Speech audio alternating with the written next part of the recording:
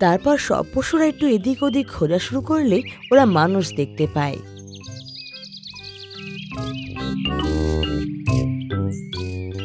তারপর তারা তাদের পিছু নেয়।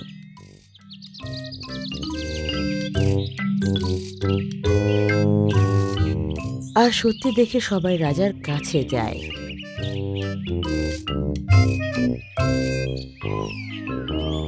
মহারাজ, আপনাকে আমি কিছু বলতে চাই।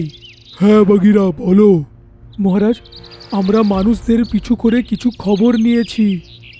মহারাজ, আমি আর বাগিরা দেখলাম যে আমাদের এলাকার আশেপাশের ফ্যাক্টরির পাইপগুলো যমুনা নদীর সাথে জুড়ে আছে, যার কারণে জলের ভেতরে সব নোংরা কেমিক্যালগুলো পড়ছে,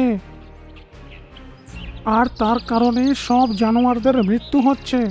মহারাজ, চালাক নেকড়ে একদম ঠিকই কথা বলছে। আচ্ছা, তো এই ব্যাপার, আমাদের এর কোনো সমাধান বার করতে হবে, না হলে তো সব শেষ হয়ে যাবে।